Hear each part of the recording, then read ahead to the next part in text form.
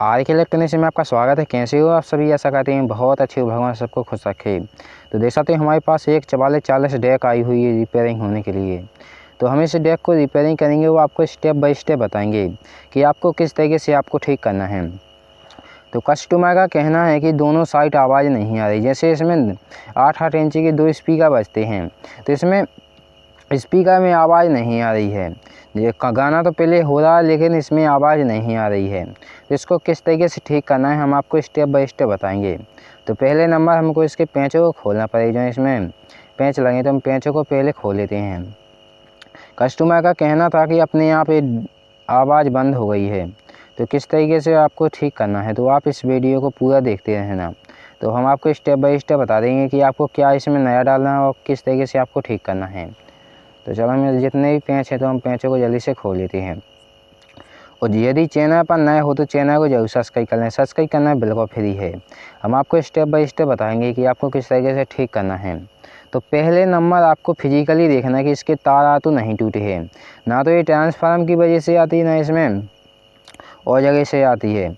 Customer ने अभी हाल में ये ट्रांसफार्मर डलवाया था।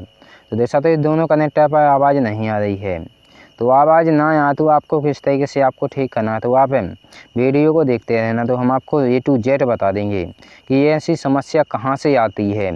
101% ऐसी समस्या कहाँ से आती है, वो आप किस तरीके से आपको ठीक करना है।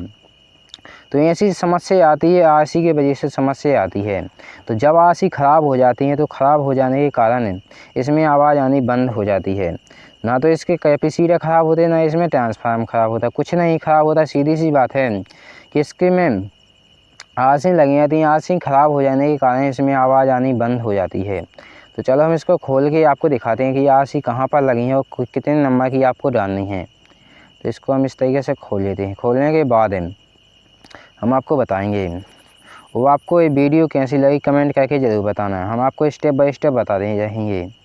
तो इस तरीके से हम इसको रख लेते हैं ताकि आपको अच्छी तरीके से दिखाई दे। तो हमने इसको इस तरीके से रख लिया है। रखने के बाद इस कंपोनेंट आपको कहीं पर छेड़खानी नहीं करनी है, सीधी आपको आरसी को चेंज कर दें। पहले नंबर आपको फिजिकली देख लेना कि इसमें डोरी वोरी तो नहीं टूटी हैं, और डोरी वोरी तो सभी सही हैं। जैसे 2 स्पीकर की तार लगे रहते हैं, तो इसमें 2 आरसी के तार लगे हैं। तो आपको पहले नंबर फिजिकली देख लेना कि तार तो नहीं टूटे हैं, और तार नहीं टूटे तो आपको यहाँ पर आरसी लगी हैं। तो आपको आरसी को दूसरा डाल देना, तो 101% ठीक हो जाएगा। वो आपको डालना नहीं आता तो आप वीडियो को पूरा देखते रहना। तो हम आपको स्टेप बाय स्टेप बता देंगे। जैसा तो इस तरीके की आरसी होती हैं, तो आप नई आरसी डाल दोगे तो इसमें आवाज़ आनी स्टार्ट हो जाएगी। तो चलो हम इसमें जितने पेंच लगे तो हम पेंचों को खोल के इसकी आरसी को निकालना बताते हैं कि आपको आरसी को किस तरीके से निकालना है। पहले ट्रिक आप सोल्डरिंग पंप से भी निकाल सकते हो, दूसरी ट्रिक है डी सोल्डरिंग से भी निकाल सकते हो। जैसे डी सोल्डरिंग वायर आती है उससे भी निकाल सकते हो। तो हम सोल्डरिंग पंप से निकाल लेंगे। तो पहले नंबर लगाना पेस्ट लगाने के बाद आप सोल्डरिंग पंप से इस तरीके से निकाल सकते हो। तो हम वीडियो फास्ट फॉरवर्ड करके इसको निकाल लेंगे।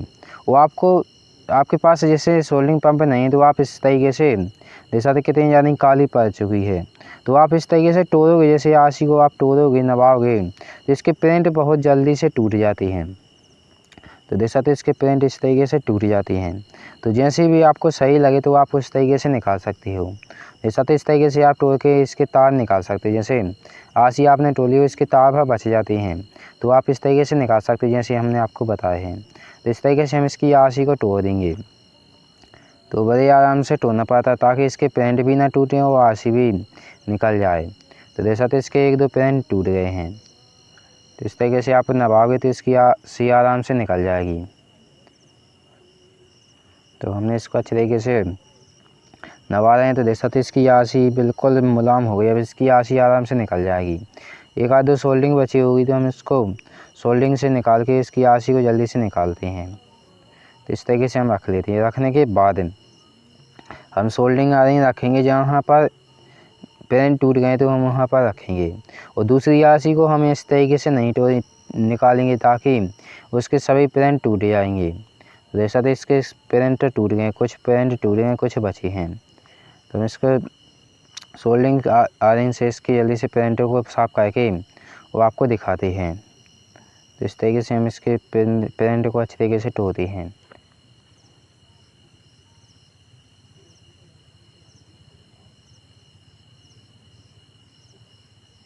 तो इस तरीके से आपको अच्छी तरीके से निकालते रहना है। और आपको पूरी आशी निकालनी नहीं आती तो आप कमेंट कर लें, तो हम आपको बता देंगे कि आशी को आपको किस तरीके से निकालना है। तो आप कमेंट कर लें तो हम आपको स्टेप बाय स्टेप बता देंगे, चाहे जैसे भी आशी हो हम आपको स्टेप बाय स्टेप बता देंगे। तो जैसा तो हमने इस आशी को निकाल लिया, जैसा तो यहाँ पर बढ़ चुकी है ये वाली आशी। तो जैसा तो ये वाली आशी और इस वाली आशी को जल्दी से हम निकाल के आपको दिखाते हैं, साफ आप करके हम आपको बिल्कुल क्लीन करके आपको दिखाते हैं।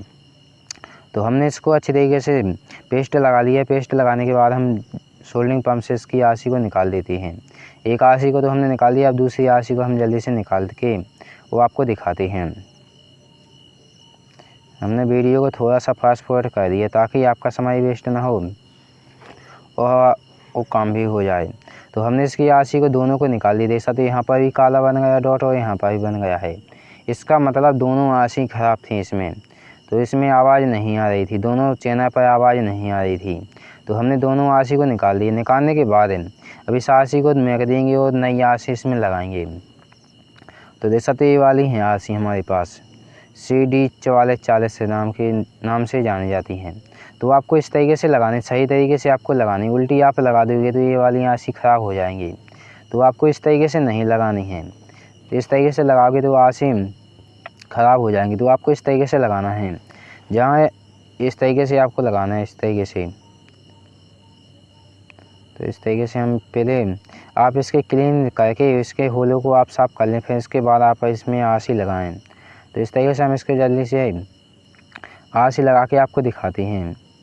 इस तरीके से आपको दबा देना। दबाने के बाद आप एक पेंचकस की मदद से इसके होलों को बिल्कुल सीधे डायरेक्शन में आप ले सकते हो। इस तरीके से आप करोगे तो आराम से इसमें होल इसमें सीधे तरीके से आ जाएंगे पेंच कसने के लिए।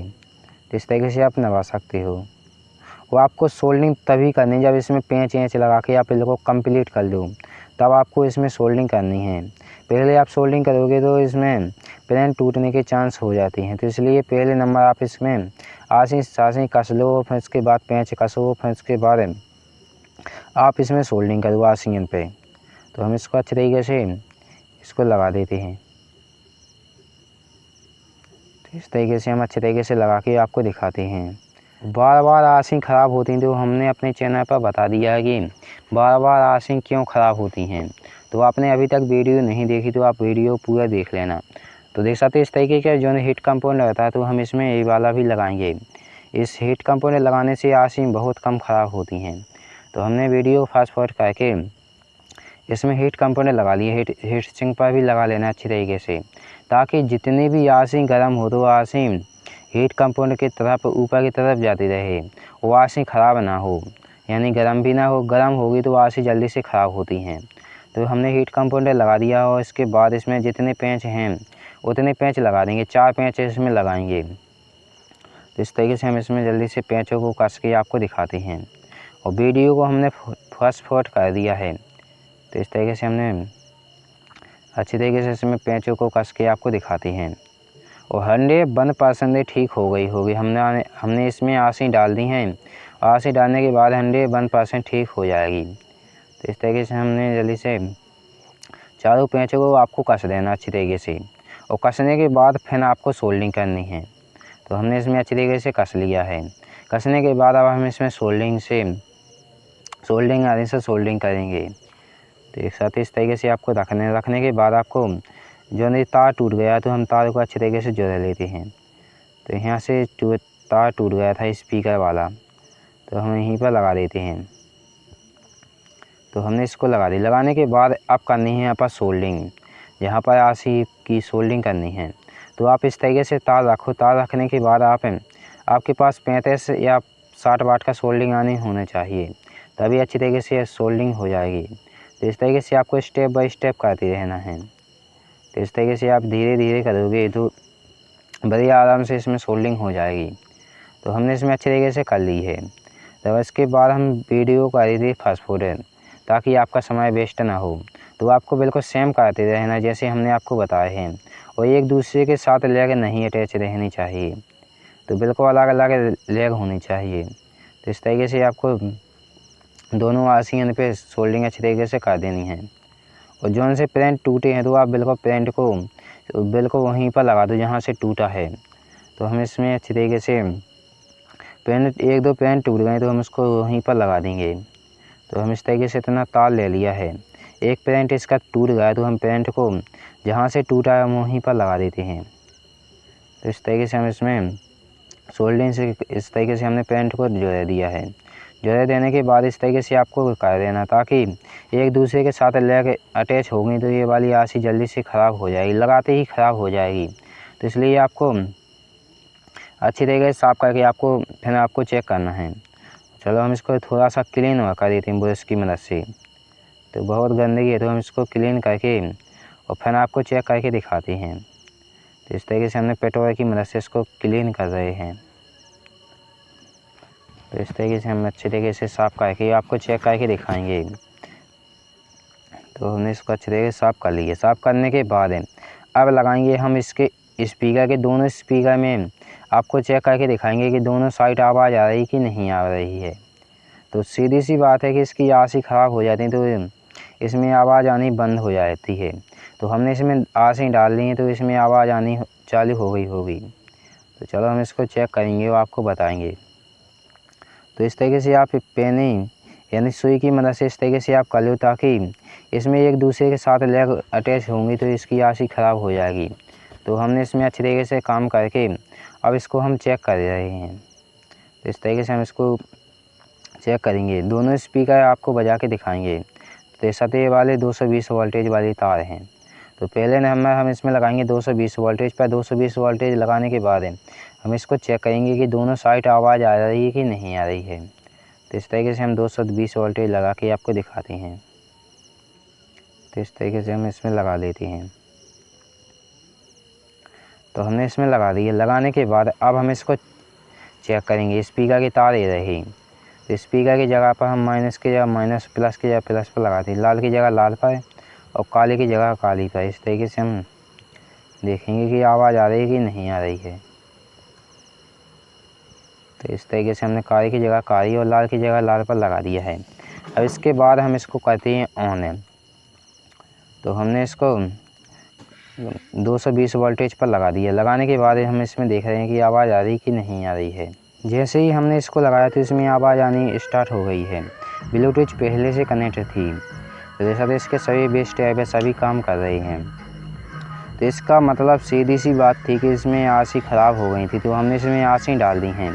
तो चलो हम दूसरी साइड भी आपको चेक करके दिखा देंगे दूसरी साइड आवाज़ आ रही कि नहीं आ रही है। तो जैसा तो हमने इसके तार लगाए तो इसमें भी आवाज़ आनी स्टार्ट हो गई है।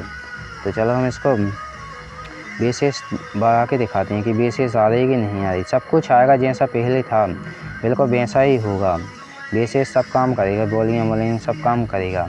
सिर्फ इसकी आरसी ख़राब हुई थी और इसमें कुछ भी ख़राब नहीं हुआ था। तो हमने इसमें नई आरसी डाल दी हो तो इसमें आवाज़ आनी चालू हो गई। लाइक करें, शेयर करें।